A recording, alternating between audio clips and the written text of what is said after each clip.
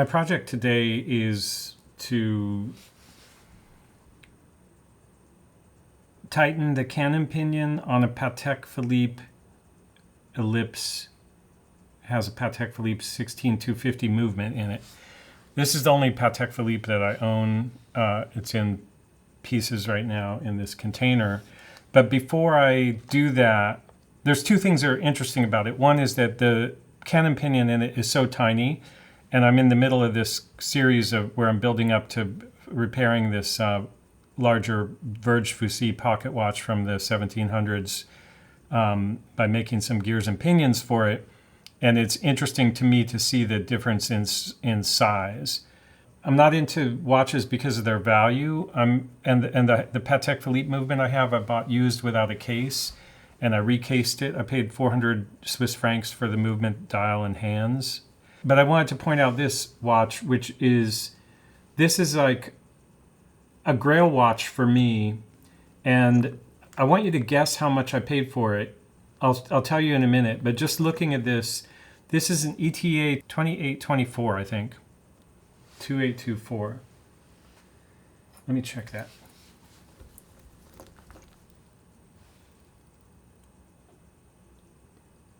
$2,824. Yeah. So ETA 2824, clear case back. The dial is Catorex. Catorex is an old company from the Valley Jeu. But the dial, I'm pretty sure I got it at a flea market. It either came with a bunch of spare parts I bought, or I bought it at the Plan Palais flea market in Geneva.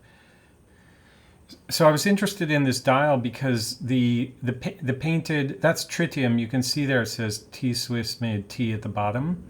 The numbers are tritium, but the hands are superluminova. That's why they fluoresce a slightly bluer color than the green of the tritium. And then the seconds hand is not actually fluorescent, but it responds to ultraviolet light. But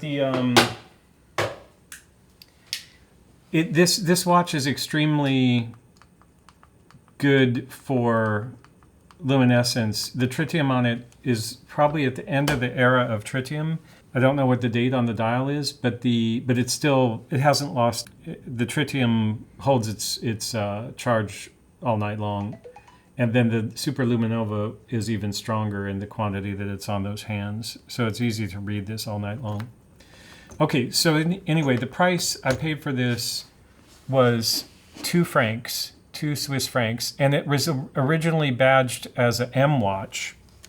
So this is the dial that came with it. And the hands, you can see in the image on the screen, I've moved them to this swatch. The swatch is also a kind of Grail thing for me. Because I'm learning watchmaking, I like clear case backs and I like skeletonized movements. So I was looking for a good combination of hands. After these are loomed, the black and white once the loom is in the white areas, this will be visible even though it's got a lot going on in the skeletonization area. So, and I like these little arrow hands. So the M watch, I turned the M watch into this Catorex. Now the Catorex would have been sold with an ETA movement anyway. There's no in-house Catorex movements. So there's the only thing about this is it's a Catorex in a case. It's a Franken watch, but who cares? Unless you're making a Franken watch out of a Patek Philippe like I am, it doesn't. That doesn't bug me, especially for 2 Swiss francs. So the reason I wanted to put that in there is just because I'm not I wanted to emphasize I'm not really into expensive watches, and you can have so much fun with a $2 watch. That's an extremely good bargain, but if you don't need to have a fancy watch, and in fact it's a bad idea to do this kind of work on a fancy watch. But I like both. I like the fact that the Patek Philippe presents a challenge also in terms of kind of self-discipline. So for me, it's just fun. It's fun to put my hands on the quality of the movement. So this is the Pinion, and the video is about, if you didn't catch it at the beginning, or if you don't understand what I was saying, this is the Canon Pinion, and the Canon Pinion on this watch was loose. So what the Canon Pinion, I'll have to get the microscope out in a second, but I'll just tell you briefly so you have an idea where this is going. The Canon Pinion is a pinion that couples to the powertrain on the one hand, and on the other hand, it can be decoupled from the powertrain when you're setting the time. Because if you think about the hands on a watch, they move to tell the time, right? But when you pull out the stem and you set the time, you're attaching a gear directly to the gears that drive the hands, and you're overpowering this friction fit, which is inside the Canon Pinion, with the gears to do the setting. And so you temporarily take over and you change the time, and then when you put the stem back in, you remove the gearing between the stem and the Canon Pinion, and the watch is driven again by the powertrain and the barrel and train of wheels and escapement. So in order for that relationship to work, where you can do both, you have basically a clutch inside of a Canon Pinion, which is just a friction fit of a tiny tube sitting on a tiny pin, and you have to have just the right amount of tension. If you have too little tension, it slips. It becomes very easy to change the time when you're in hand setting mode, and the Canon Pinion, the inside, the main shaft of the watch, that's usually tied to the second hand on the center seconds, but on this watch there is no center seconds, so it's just a center staff that's turning at the rate of the minutes, and that center staff drives the Canon Pinion through this friction fit. So what has happened to this watch is that friction fit has become too loose. So I have to manually squeeze and bend the Canon Pinion to make it slightly tighter, probably by 1/100th of a millimeter, or maybe up to 5/100ths of a millimeter is my guess. So the way I'm going to do that is with this Horia tool, and the Horia tool, I have a stake in it that is made for doing this. It's like a screwdriver blade, but that's just so that it can squeeze the Canon Pinion in a straight across way. And then I have a stump that I need to modify. This stump is actually round tip, so I need to modify this, which I'm going to do with this diamond encrusted sharpening plate, to get a similar wedge shape on the tip of this stump. And that's because there's a stump that's made specifically for that Canon Pinion, but I don't have it. So I guess it's called a stake in Bergeon world. So the stake I have came with this set of 4 stakes for the jeweling tool. This is a picture of one of them. I have all 4 in this box, but all 4 of them cost 16 francs from Bergeon, so they're approximately 4 francs each. And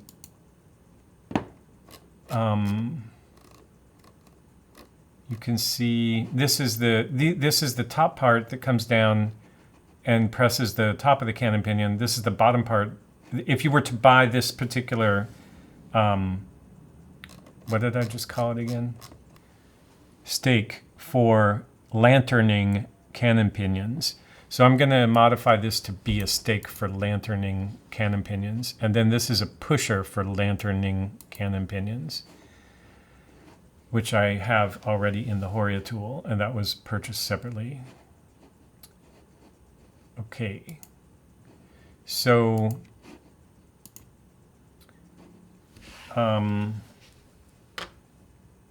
there's links on my website, imakewatches.com, to beginner tools, including links to Bergeon if you need to buy these things yourself. Now, in order to cut down in order to use the diamond plate, sharpening plate to put blade edge on this stake, I'm going to put it. This is a 4mm diameter base. So I'm putting it in a 3.8mm diameter collet just as a way to hold it. That way I'm using the spring tension in the collet to grip it. And that will allow me to do this put this facet on it by hand. And I suppose I can do that before before pulling out the microscope.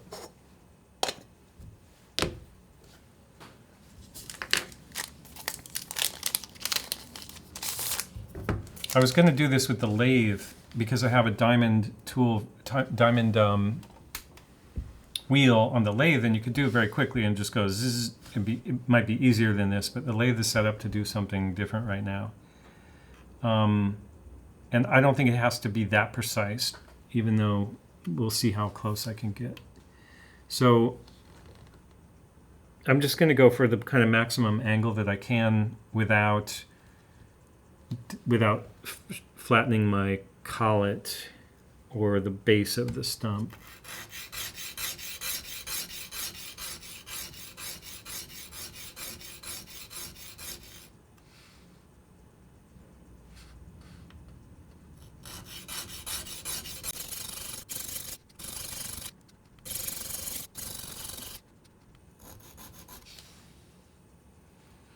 I've kind of learned to take all of this watchmaking stuff in this weird way, which is like, it's so pointless in a way, but it's like the point becomes, rather than about I don't know how to say this. It becomes about the precision. It becomes about this desire to make it perfect more than about the end result of perfection. It's like the process of attempting perfection. And I think at first when I thought about watches, I thought about them as the final object, and the final object, how trivial they are and why it really doesn't matter. But when you apply yourself to a process, that process becomes, in a sense, the final product. The process itself is where the joy is, not the product. And I think that is interesting. It's interesting to approach it that way, so you're not constantly asking yourself why you're doing this pointless activity. Now, I'm just joking. If you're a watchmaker proper, or if you're in that industry, of course, it's a real activity. So what I'm trying to do here is just line up these two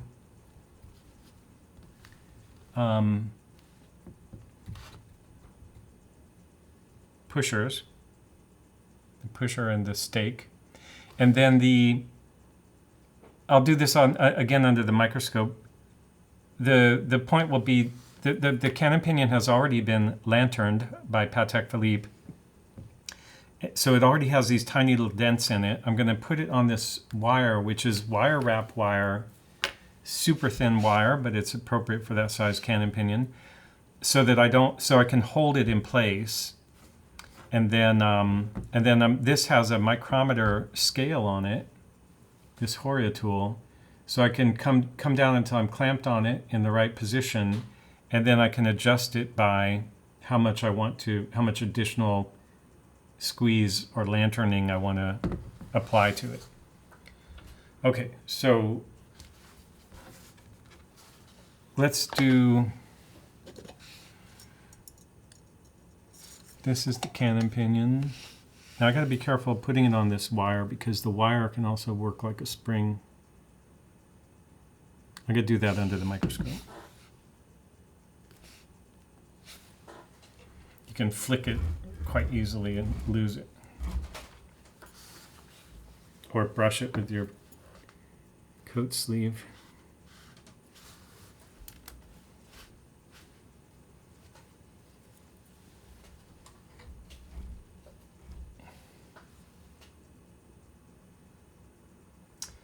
Okay, so first of all,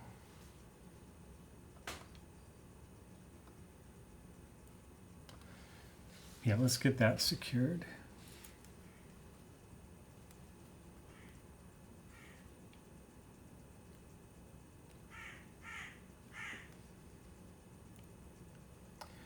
Now, I can show you where it's already been lanterned by rotating it, and you'll see the marks. So there's one mark. You can see that little dent in it. So we're going to try to hit that again. And then on the other 180 degrees, you have the exact same thing. And that's because this has already been done with a similar tool when the watch was set up. So now I want to go into, oh man, maybe I made let's open this up. I might have not sharpened it nearly enough. I purposely made it dull, but that looks kind of big now that I compare it with so see how that's going to crush it, or, I can be very gentle, but the point is you want to deform that as little as possible. So I do need a better point on my cutter. And I'm pretty sure that the top one is going to need to be sharpened as well. These are probably designed for, this Canon Pinion is amongst the smallest you'll ever find. So if we look at this top one, it's even bigger than the one I made. So they both need to be sharpened.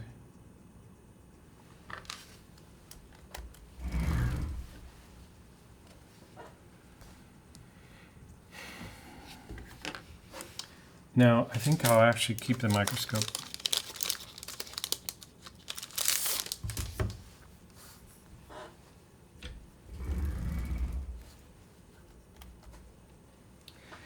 One other thing that's interesting to me about this whole thing is that the fact that I'm YouTubing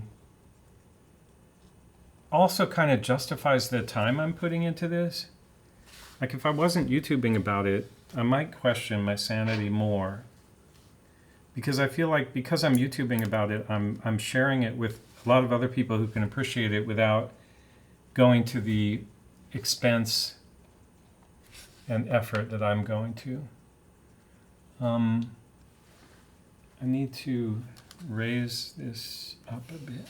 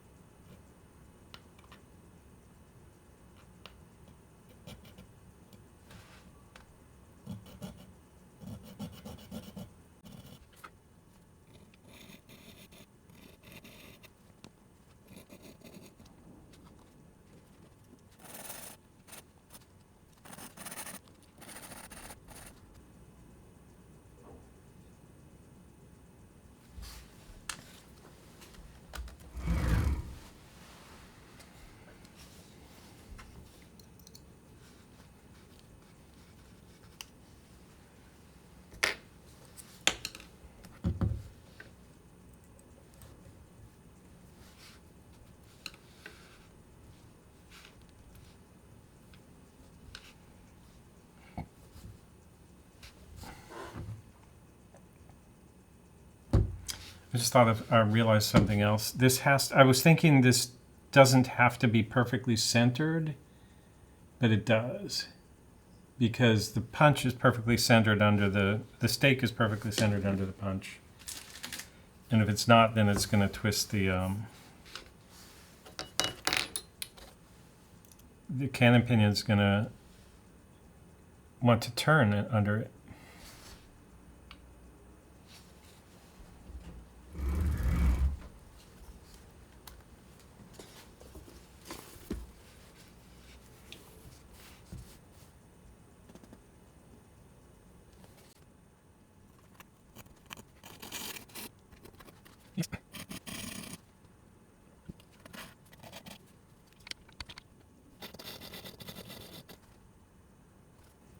They have to come together like that. So this time, even if it's not perfect, I'll go through pretending like I'm going to do it. Like go right up to doing it, and then if something's wrong, we'll go back and work it again. So these two blades have to line up.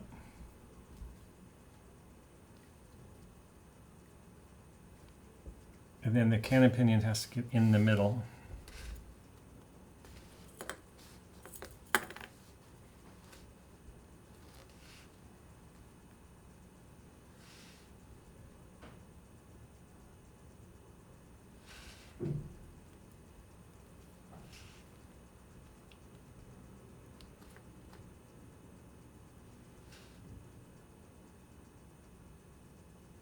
I can't stop shaking, but it's not really...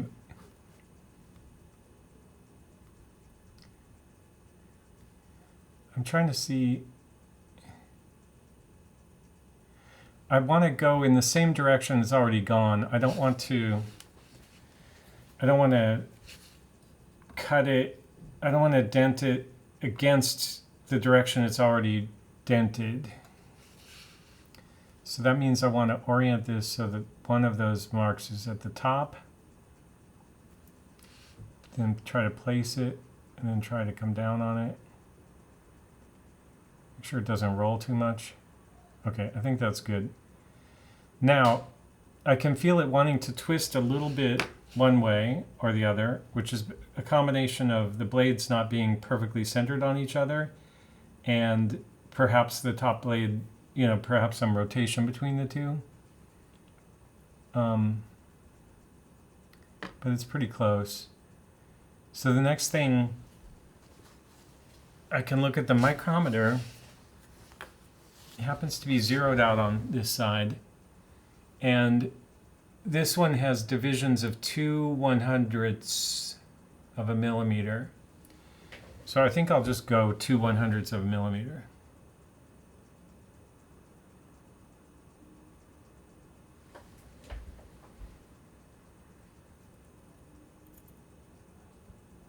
And then let's visually see if it looks like it did anything.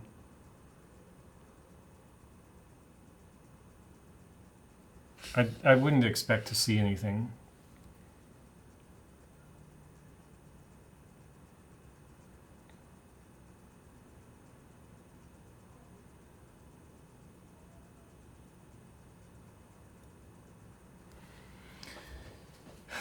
That was probably not enough.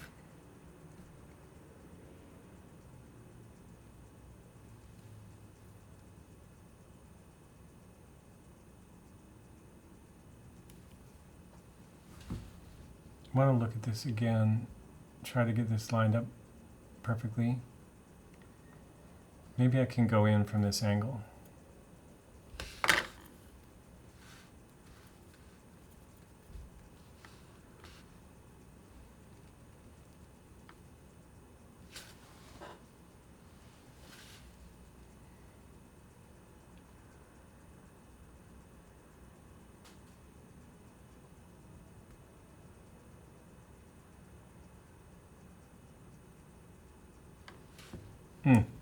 Just too shaky.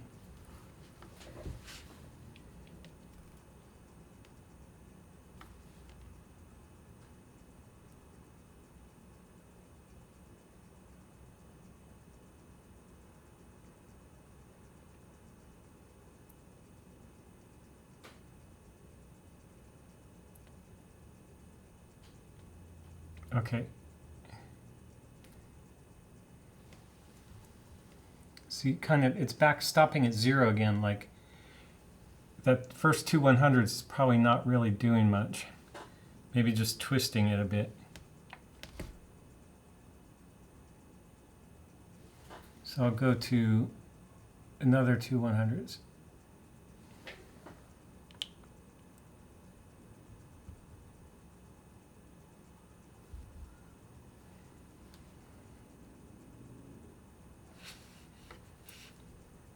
See if there's anything to look at.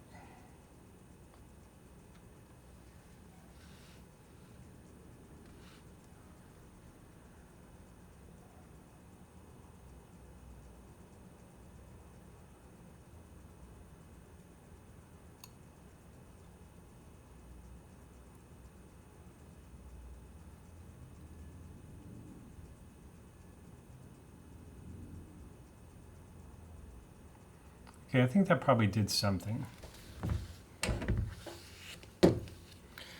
Now, I'm gonna wash my hands and then put on some finger cots. This steel tweezer I won't need. Brass I will. There's our part.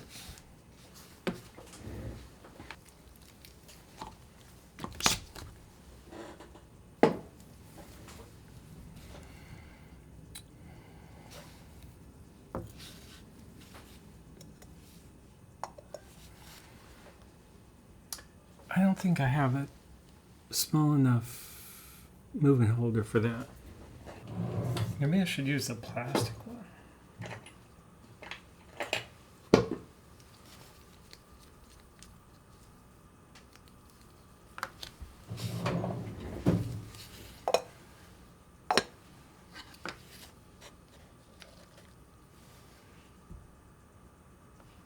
The movement is running.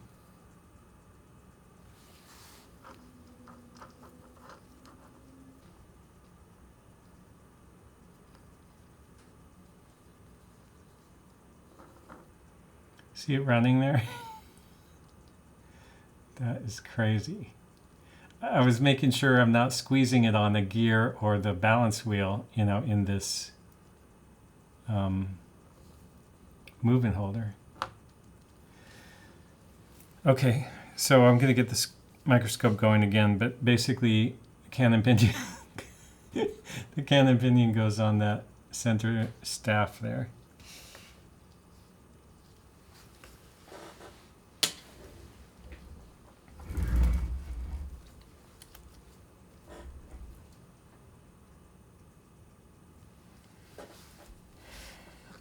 Now this is where I got to be really careful not to lose the Canon Pinion. If I just flick that wire badly, it'll turn into a slingshot.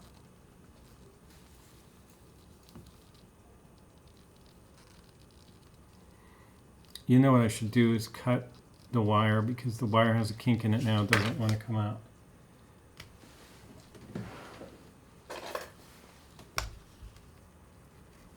I'm going to hold the Canon Pinion so it doesn't.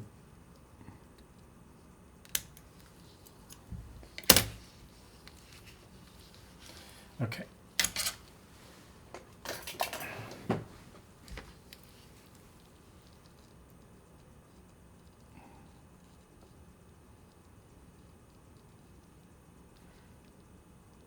Technically, I should grease that before I do this and clean it. Okay, Canon Pinion is free.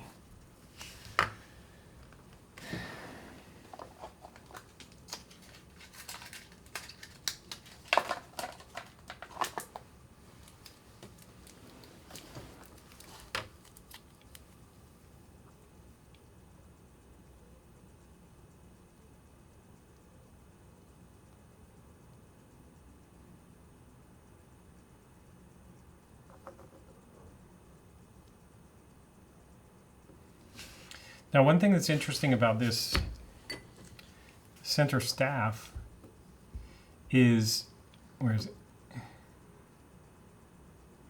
See, it actually has like a slope and a divot there, and you can see some friction, some wear.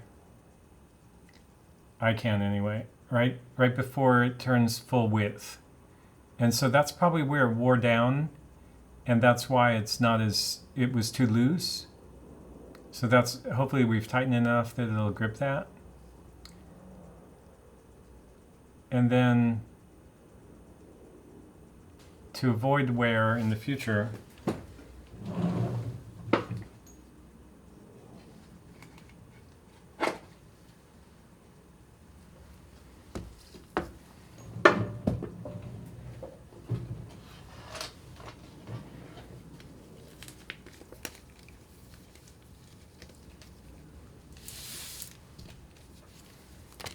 these are little oil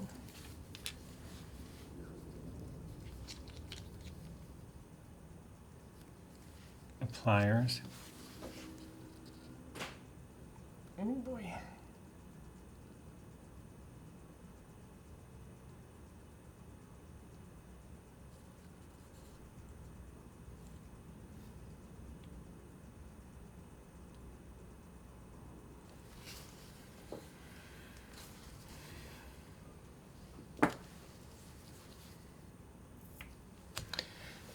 Now,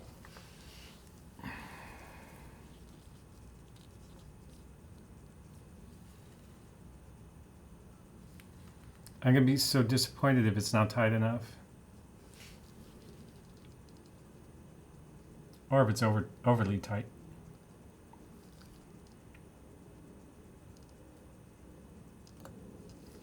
It felt good.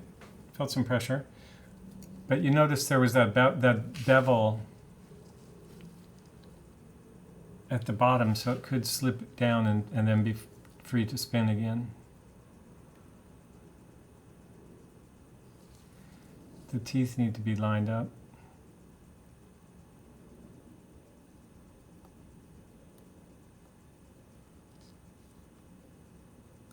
That feels firm to me. Felt great. Okay, so now we're going to put the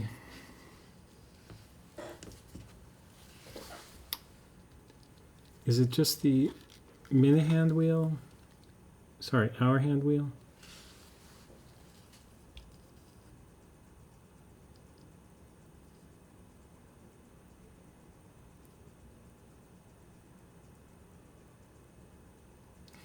Okay, now I should be able to feel this when I go into setting mode. Pull the stem. Maybe it's already there. Yeah. Okay. Okay, the real question is, the movement should still be running. You can see that. So now I just can watch the minute hand for a second.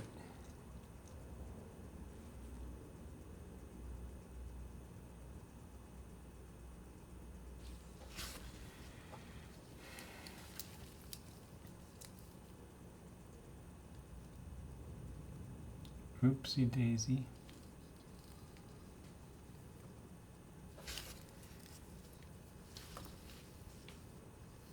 There's something else I want to look at. If the dial spacer is flush, yeah, there's no way that gear can come up.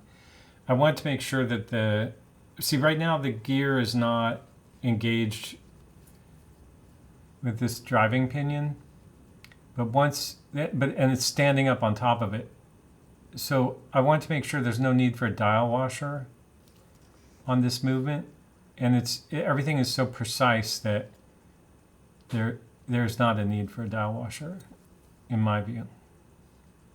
So I don't think it came with one.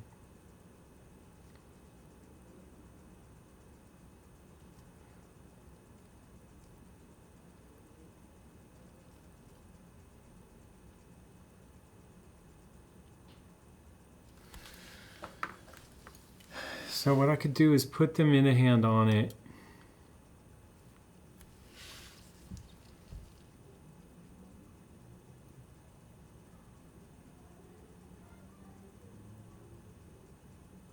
Just very lightly. This is just so I can watch the minute hand and see if it's engaged,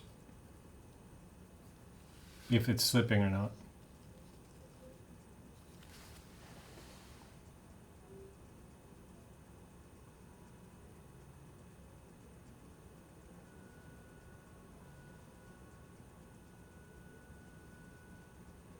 So you can see the minute hand is moving.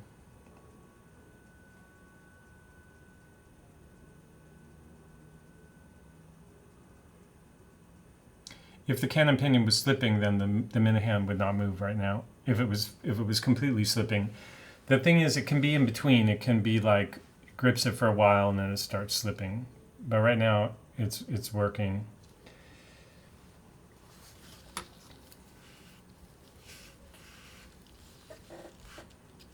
So now I need to get the hand off of the hour wheel. It'll just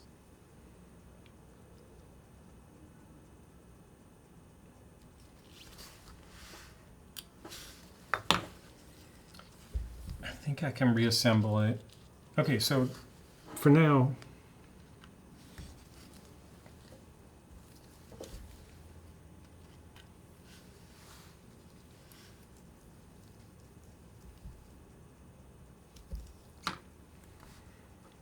This can only go one way, but I can't remember which way it goes.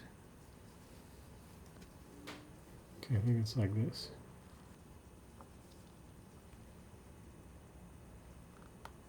It's like that.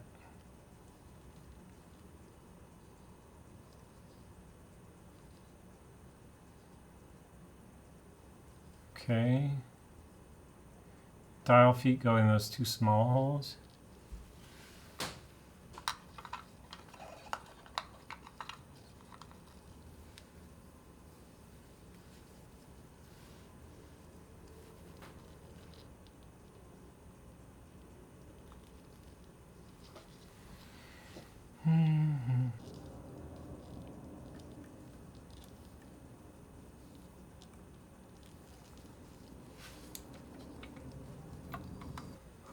Okay, other side.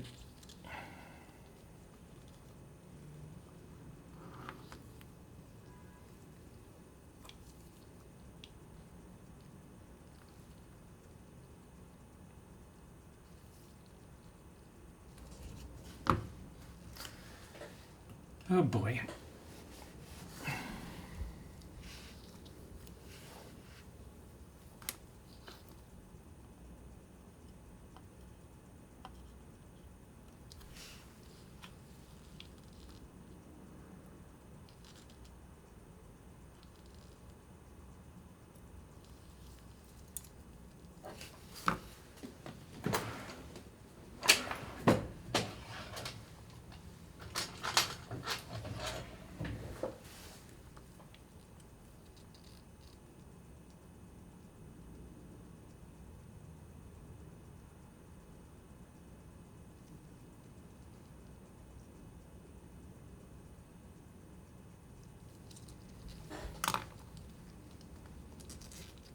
Okay, I just want to see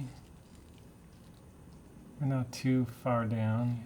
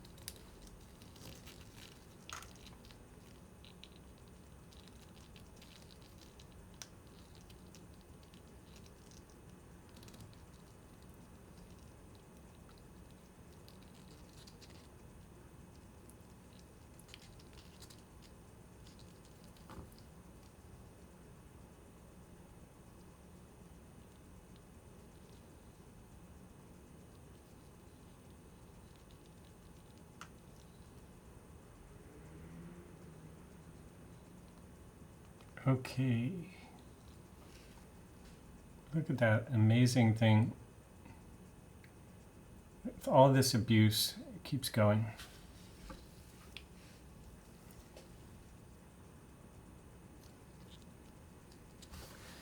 Okay. Case back.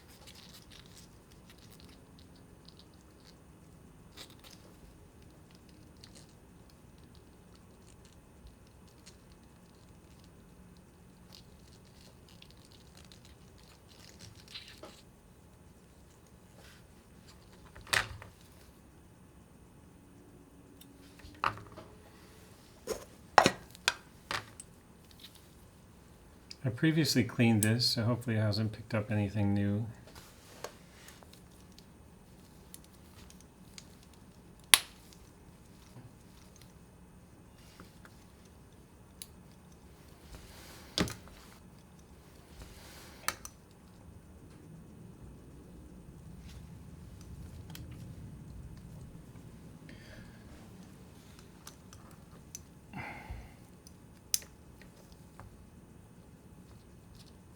Okay, what time is it?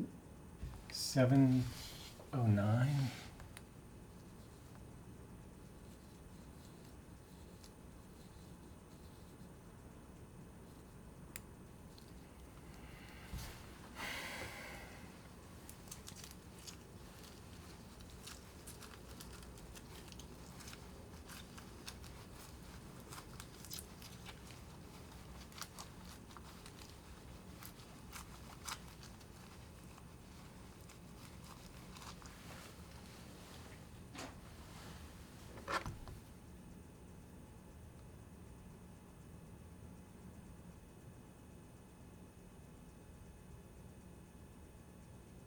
Well, now I need to wind it.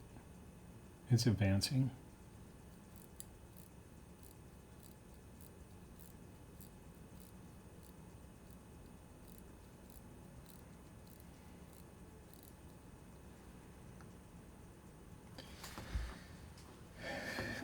I want to see if that scratches on the outside, because when I had it open, I touched the inside.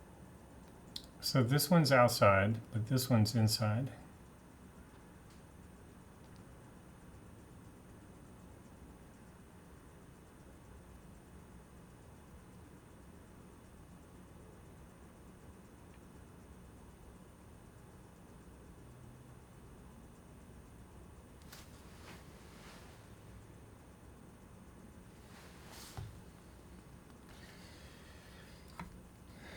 The problem with the whole thing being imperfect is it's not going to photograph well.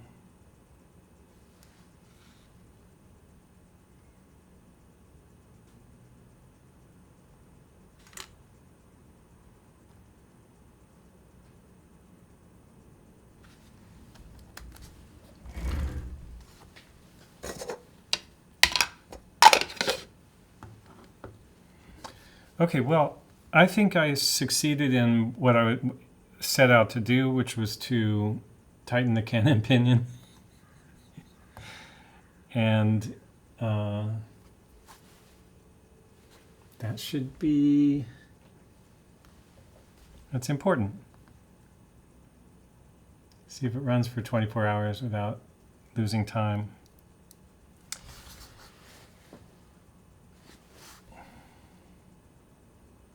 That's stressful, but that's a fun kind of stress. Thanks for watching.